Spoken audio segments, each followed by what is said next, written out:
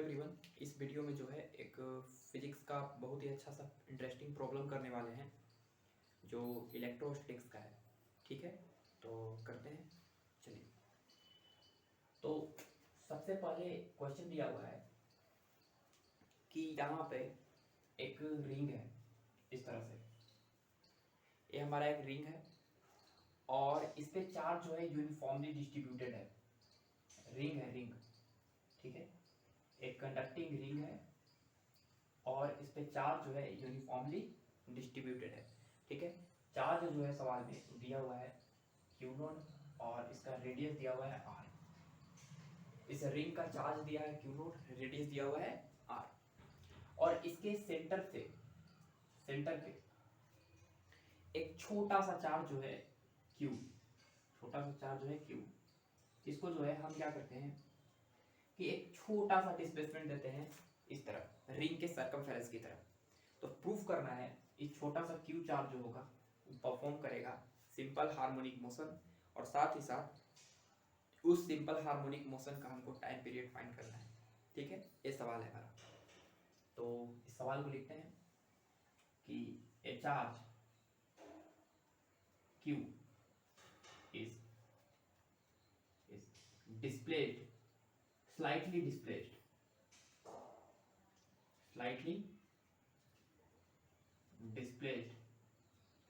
from the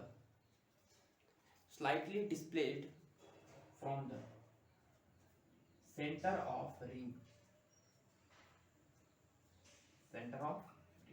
इस ring के centre से छोटा सा एक डिस्प्लेसमेंट देते हैं। स्लाइटली डिस्प्लेस का मतलब बहुत ही छोटा सा डिस्प्लेसमेंट देते हैं और डिस्प्लेसमेंट जो होगा वो रेडियस से काफी कम होगा, इसके रेडियस से रिंग के। ठीक है, centre of ring, then prove that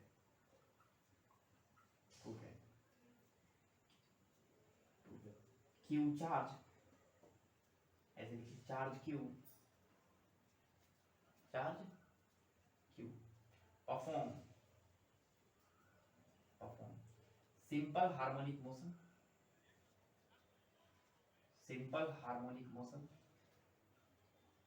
and also find time period of SHM। उसका टाइम पीरियड भी जो है SHM का हमको फाइंड करना है। ठीक है, तो ये हमारा सवाल है, इसको थोड़ा सा हम डिस्कस करने वाले हैं। ठीक है ना। चलिए, तो इस सवाल में जो है एक इंटरेस्टिंग सा एक प्रॉपर्टी जो है सवाल में यूज होने वाला है। ठीक है ना, एक रिजल्ट यूज होने वाला है, उस रिजल्ट को थोड़ा सा हम समझाते हैं। सवाल लिख लिए। ठीक है, ध्यान से देखिए कि अगर हम इसको मिटा दें, इस क्यू चार्ज का मास दिया हुआ है एम सवाल में। ठीक है ना, इस क्यू चार्ज का जो है सवाल में मास दिया हुआ है एम। अब ध्यान से देखिए कि अगर हम इस क्यू चार्ज पे शुरुआत में इलेक्ट्रिक फील्ड देखें, शुरुआत में इस क्यू चार्ज पे इलेक्ट्रिक फील्ड कितना होगा? 0 होगा, क्योंकि एक यूनिफॉर्मली चार्ज रिंग की वजह से, एक यूनिफॉर्मली कंडक्टिंग चार्ज रिंग की वजह से उसके सेंटर पे जो इलेक्ट्रिक फील्ड होती है वो कितना होता है? 0 होता है। अगर इस यूनिफॉर्मली चार्ज रिंग के कारण इसके सेंटर पे इलेक्ट्रिक फील्ड 0 है तो इस पे किसी प्रकार का फोर्स नहीं लगेगा। अगर नेट फोर्स 0 है इस पे, तो ये चार्ज पार्टिकल वहीं के वहीं रहने वाला है, ये कहीं जाने वाला नहीं है। लेकिन हम क्या किए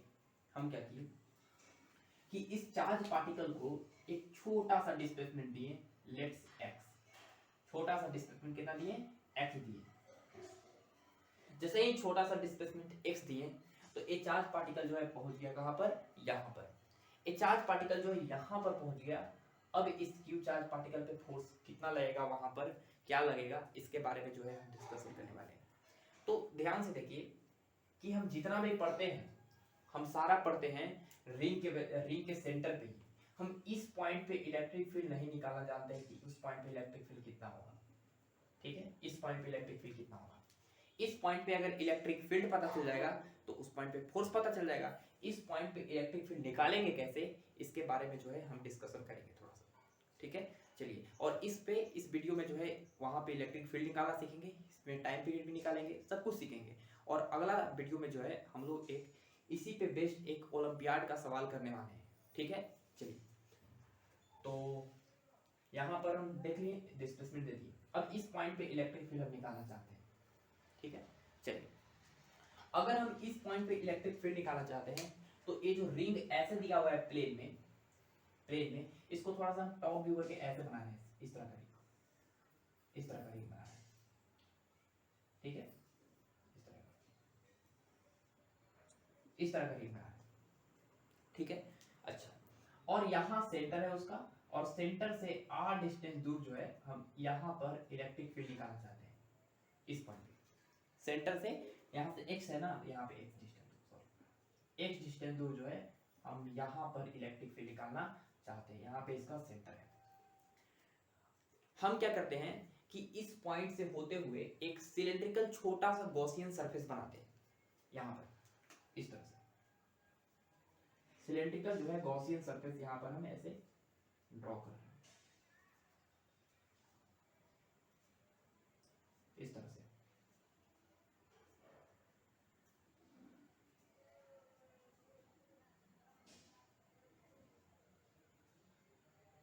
इस तरह से एक सिलेंड्रिकल गॉसियन सरफेस हम क्या कर लिए, बना लिए, ठीक है। अच्छी बात है। अब ध्यान से देखिए कि इस पे चार्ज कितना दिया है सवाल में, प्लस दिया हुआ है रिंग पर, रिंग पे चार्ज दिया हुआ है प्लस, अच्छी बात है, रिंग पे चार्ज दिया है प्लस। बताइए कि इस गॉसियन सरफेस के अंदर किसी भी प्रकार का चार्ज है, तो आंसर बोलेंगे नहीं, कोई चार्ज नहीं है। हम यहाँ पर अभी डिस्कशन नहीं कर रहे हैं, हम यहाँ पर एक चार्ज ला के रखेंगे ना, एक चार्ज पार्टिकल जो है यहाँ पे पहुंच गया है, ठीक है ना। देखिए यहाँ पे चार्ज पार्टिकल पहुंच गए, तो बाद में ना देख रहे हैं, हम यहाँ पे इलेक्ट्रिक फील्ड निकालना चाहते हैं बस, ठीक है। तो बताइए कि यहाँ पे किसी प्रकार का इस गॉसियन सरफेस के अंदर किसी प्रकार का चार्ज नहीं है, और अगर इस गॉसियन सरफेस के अंदर किसी प्रकार का चार्ज नहीं है तो फ्लक्स कितना होगा, फ्लक्स कितना होगा। तो according to Gauss law, according to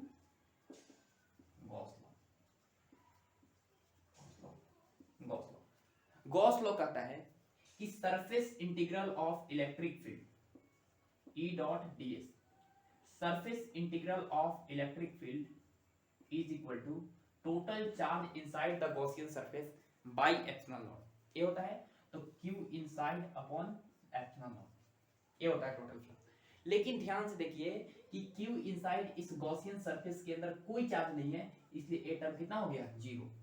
अगर वो टर्म जीरो हो गया तो इसके अंदर से टोटल फ्लक्स जो आया, total flux E dot ds क्या होता है, टोटल फ्लक्स होता है। टोटल फ्लक्स जो हो गया surface integral of electric field, वो आ गया मेरे पास कितना, जीरो। कितना आ गया, जीरो। इसका मतलब है कि इसके अंदर से जितने फ्लक्स इंटर हो रही है, फ्लक्स टोटल जीरो है। इसका मतलब क्या होगा कि इस गॉसियन सरफेस के अंदर, ये जो गॉसियन सरफेस है जिसमें इलेक्ट्रिक लाइन ऑफ फोर्सेस जो है इसके अंदर इंटर हो रही है, उतना ही लाइन ऑफ फोर्सेस क्या हो रही है, इसके अंदर से निकल जा रही होगी, क्या हो रही होगी, निकल जाएगी। अच्छी बात है। अब ध्यान से देखिए, ध्यान से कि ए वाला जो डिस्टेंस है, थोड़ा देरी के लिए हम वो r ले रहे हैं, और ए वाला डिस्टेंस भी बाई सिमेट्रिक कितना होगा, r। तो यहां से यहां तक का डिस्टेंस हो गया कितना, r। कितना हो गया, r। यहां से यहां तक का डिस्टेंस कितना पता चल गया, r पता चल गया। ध्यान से देखिए कि इस रिंग की वजह से ये r बहुत ही छोटा है, क्योंकि बहुत छोटा सा गॉसियन सरफेस हम लिए है, बहुत छोटा, ठीक है ना। r का वैल्यू जो है much much much much less than x है, ठीक है। x बोल रहे सॉरी, कैपिटल r का इसका रेडियस, रिंग का रेडियस बहुत छोटा है यार, ठीक है ना। बहुत छोटा हम गॉसियन सरफेस बनाए, बहुत छोटा, हम जस्ट नजदीक बनाए हैं। ये रिंग अगर इस तरह से है, इस तरह से, तो इसके नजदीक एकदम लगाया, इतना छोटा, तो बताइए डिस्टेंस सेंटर से बहुत कम हो गया। तो बताइए कि अगर r डिस्टेंस दूर किसी पॉइंट पे एक्सिस पे इलेक्ट्रिक फील्ड अगर फाइंड करना रहता है रिंग की वजह से, तो वो इलेक्ट्रिक फील्ड का वैल्यू पता रहता है kqx, लेकिन सेंटर से डिस्टेंस कितना है, r upon r square plus a square, r square, इसका रेडियस कितना है r, और उसके डिस्टेंस कितना है सेंटर से, स्मॉल r, उसका होल स्क्वायर का पावर 3 बाई, इस तरह से। ये होता है इलेक्ट्रिक फील्ड इस पॉइंट पे, इस पॉइंट पे इलेक्ट्रिक फील्ड इधर आ गया, ठीक है। उसी तरह इस रिंग की वजह से इलेक्ट्रिक फील्ड इस पॉइंट पे किधर होगा, इधर होगा, इस पॉइंट पे इलेक्ट्रिक फील्ड इधर होगा, इस पॉइंट पे इलेक्ट्रिक फील्ड इधर होगा, ठीक है। समझ में आया? अच्छी बात है। अच्छा एक बात बताइए कि r का वैल्यू जो है r से बहुत ही छोटा है, स्मॉल r का वैल्यू r से बहुत ही छोटा है, तो r square plus capital R square इसके बहुत छोटा हो गया, तो इसको हम क्या लिख सकते हैं? r स्क्वायर लिख सकते हैं, ठीक है, क्योंकि r बहुत छोटा है तो ये लगभग जीरो टर्म के बराबर है, तो r square plus R square यही लिखेंगे सिर्फ, इसमें जीरो ऐड करेंगे तो क्या दिक्कत है? समझ में आ रहा है ना? अगर मान लीजिए कि r का वैल्यू 0.1 है तो r का स्क्वायर तो 0.001 हो जाएगा, ये तो और छोटा हो गया। इसका मतलब है कि r स्क्वायर में जीरो वाला टर्म ऐड करेंगे तो क्या बनेगा? r स्क्वायर बनेगा, और स्क्वायर से स्क्वायर कैंसिल हो जाएगा तो बनेगा r क्यूब। तो इलेक्ट्रिक फील्ड आ गया कितना? k q r अपॉन कितना? r cube, k q r upon r cube. कहां पर आया? इस पॉइंट पे आया, ठीक है, वही बात यहां पे इस पॉइंट पे आया। क्लियर हुआ? इस पॉइंट पे इलेक्ट्रिक फील्ड नहीं हुआ, इस पॉइंट पे इलेक्ट्रिक फील्ड कितना हुआ? नहीं हुआ। ध्यान से देखिए, ध्यान से कि ए एक सिलेंड्रिकल गॉसियन सरफेस है, इससे इलेक्ट्रिक फील्ड इधर है, इस पे इलेक्ट्रिक फील्ड इधर है, ठीक है, इससे इलेक्ट्रिक लाइन ऑफ फोर्सेस निकल रही है, इससे इलेक्ट्रिक लाइन ऑफ फोर्सेस क्या हो रही है? निकल रही है, लेकिन टोटल फ्लक्स जो होना चाहिए, टोटल फ्लक्स वो क्या होना चाहिए? जीरो होना चाहिए। जीरो कैसे होगा? जितने लाइन ऑफ फोर्सेस यहां से निकल रही है इस सरफेस से, उतना ही लाइन ऑफ फोर्सेस जो होना चाहिए वो इस सरफेस से, इस जो कर्व सरफेस है उसके अंदर इंटर होना चाहिए, ठीक है ना? तो इस कर्व सरफेस से लाइन ऑफ फोर्सेस क्या होगी? इंटर होगी, और इस सरफेस से क्या होगी? लाइन ऑफ फोर्सेस निकलेगी। जितना लाइन ऑफ फोर्सेस यहां से निकलना चाहिए उतना ही लाइन ऑफ फोर्सेस इसके अंदर से इंटर होना चाहिए, तभी जो है इस गॉसियन सरफेस के अंदर जो है टोटल फ्लक्स कितना होगा? जीरो होगा। समझ में आया? अच्छी बात है। तो होगा क्या? होगा क्या कि उसी तरह ये जो प्लस चार्ज है, प्लस चार्ज है, उससे क्या होना चाहिए कि लाइन ऑफ फोर्सेस जो होना चाहिए वो इसके अंदर इंटर होना चाहिए, इस तरह से इसके अंदर क्या होना चाहिए? इंटर होना चाहिए, ठीक है, वही लाइन ऑफ फोर्सेस इसके अंदर इंटर होना चाहिए जितना लाइन ऑफ फोर्सेस से निकलना चाहिए। इसको यहां पे बनाएंगे तो इस तरह से लाइन ऑफ फोर्सेस इंटर होना चाहिए, इस तरह से, सॉरी इस तरह से, इस तरह से क्या होना चाहिए? लाइन ऑफ फोर्सेस इसके अंदर इंटर होना चाहिए, और ये जो गॉसियन सरफेस बनाया है ऐसे इसके अंदर से इसे निकलना चाहिए। इस पूरे कर्व सरफेस पे जो है लाइन ऑफ फोर्सेस जो है इंटर हो रही है, और इस वाले सरफेस से क्या हो रही है? लाइन ऑफ फोर्सेस निकल रही है। क्लियर हुआ? अच्छी बात है। तो अगर हम टोटल फ्लक्स यहाँ पे लिखना चाहें तो हम यहाँ पे लिखेंगे, हम फ्लक्स जितना इन होना चाहिए उतना ही क्या होना चाहिए? फ्लक्स आउट होना चाहिए, तभी ना टोटल फ्लक्स जो होगा गॉसियन सरफेस से कितना होगा? जीरो होगा, फाइनाइट। क्लियर हुआ? तो बताइए कि टोटल फ्लक्स कितना इंटर हो रहा है? तो टोटल फ्लक्स इंटर हो रहा है, यहाँ पे इलेक्ट्रिक फील्ड, हर जगह पे इलेक्ट्रिक फील्ड क्या होगा?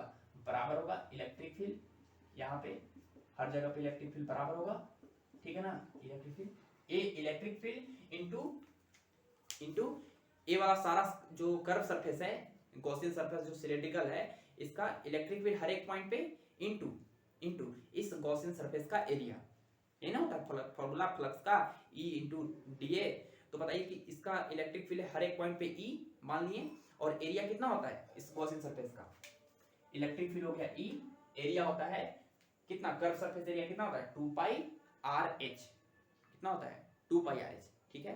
तो 2 पाई, रेडियस इसका कितना दिया है हम सवाल में? x दिए हैं सिलेंडर का, 2 पाई x इंटू हाइट, हाइट कितना है सवाल में?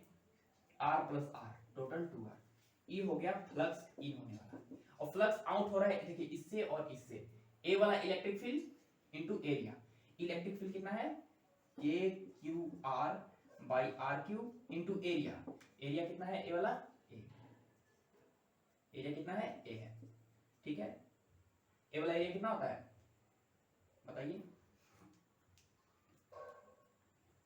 ए वाला जितना इलेक्ट्रिक फील्ड है, फील्ड है, हाँ, इसका एरिया होता है पाई आर स्क्वायर, पाई आर, अरे इसका एरिया पाई आर स्क्वायर। लेकिन ए तो इधर से निकलने वाला हो गया, दो तरफ से निकल रहा है, एक इधर से एक इधर से, इसे दो से क्या कर देंगे हम? मल्टीप्लाई, ठीक है। इतना सबको क्लियर होगा। हम क्या कहेंगे? इधर से निकाल लिए इलेक्ट्रिक फील्ड इंटू एरिया हो गया, इसका एरिया हो गया, इसका क्रॉस सेक्शन एरिया कितना? पाई आर स्क्वायर, और दो तरह इधर से भी निकल रहा है तो इसलिए 2 से मल्टीप्लाई किया। ये हो गया इन वाला, ये हो गया आउट वाला। ध्यान से देखिए कि पाई से पाई हमारा क्या हो गया? कैंसिल हो गया। यहाँ पे 2 से 2 भी क्या हो गया? हमारा कैंसिल हो गया। और एक आर से एक आर में क्या हो गया हमारा कैंसिल हो गया। हमको ए इलेक्ट्रिक फील्ड चाहिए, E इज इक्वल टू कौन सा इलेक्ट्रिक फील्ड, यहाँ पे इलेक्ट्रिक फील्ड, हर पॉइंट पे इलेक्ट्रिक फील्ड। इलेक्ट्रिक फील्ड आ गया कितना कितना आ गया कितना सही है ना, के क्यू आर।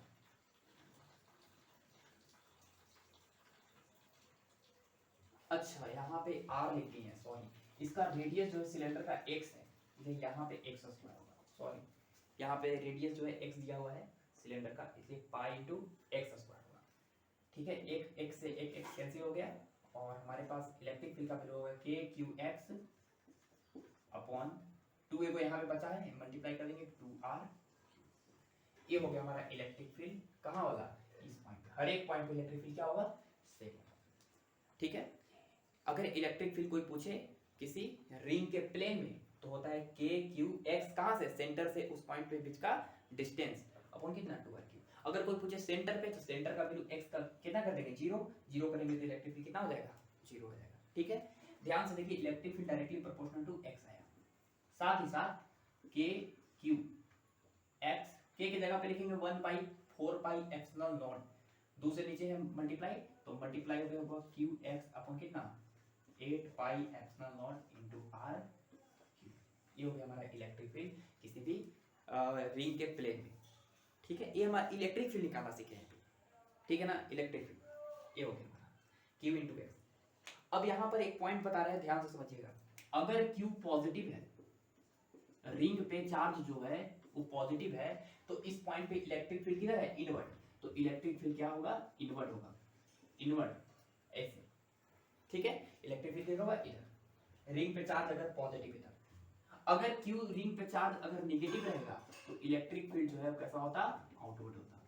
ठीक है, बाहर की तरफ होता है इलेक्ट्रिक फील्ड, नेगेटिव चार्ज आता था। क्लियर हुआ ना, तो ये था हमारा इलेक्ट्रिक फील्ड के बारे में। अब सवाल क्या है इसके बारे में डिस्कशन करने वाले हैं, ध्यान से सुनिए।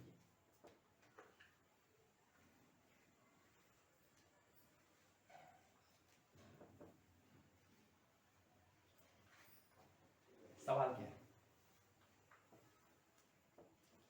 सवाल हमारा ये है कि यहाँ पर हमारा एक ऐसे चार्ज कंडक्टिंग रिंग है और इस पे चार्ज दिया हुआ है प्लस, इस तरह से चार्ज दिया हुआ है प्लस,